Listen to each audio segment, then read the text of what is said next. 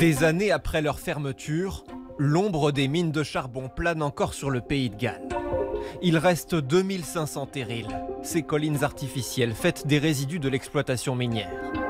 Mais avec le changement climatique, ces terrils peinent à résister aux pluies de plus en plus intenses et occasionnent des glissements de terrain dévastateurs.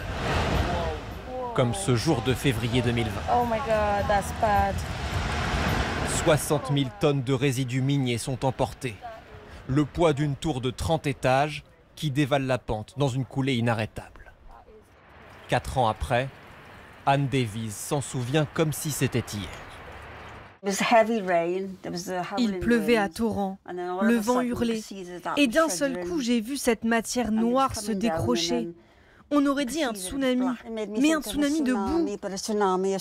J'étais terrifiée. Personne n'a été blessé. Mais Anne Davies, qui a vécu plus de 70 ans dans cette maison, ne se sent plus en sécurité. Ces terrils ne sont pas sûrs, ils sont trop nombreux. Il faut les surveiller comme le lait sur le feu. Ce n'était pas le cas jusqu'à présent. Elle n'est pas la seule à s'inquiéter. Les riverains se disent conscients de cette menace de tous les instants. J'habite à moins de 3 km. J'y pense en permanence. On n'est pas à l'abri d'une catastrophe. L'éboulement de 2020 a agi comme un électrochoc. Depuis, les autorités galloises ont identifié 350 terrils à risque, qui sont régulièrement inspectés. Cette équipe surveille étroitement l'état des terrils, en s'assurant que l'eau de pluie s'écoule sans obstacle.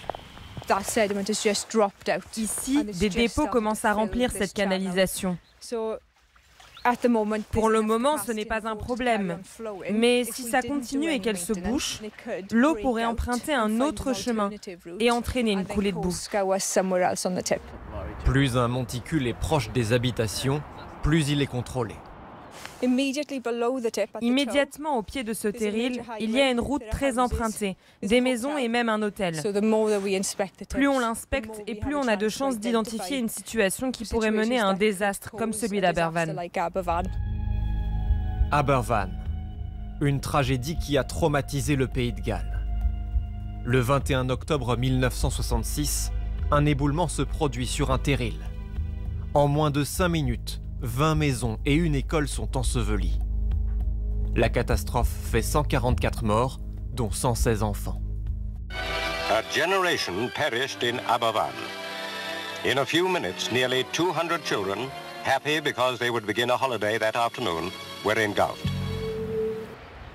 Pour empêcher définitivement qu'un tel drame se reproduise et stabiliser tous les terrils, il faudrait compter entre 600 et 700 millions d'euros de travaux.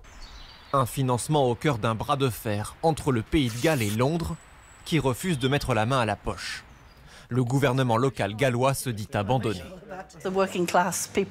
La classe ouvrière qui vit ici est celle qui a travaillé dans les mines et s'est détruit la santé pendant que les profits partaient en Angleterre.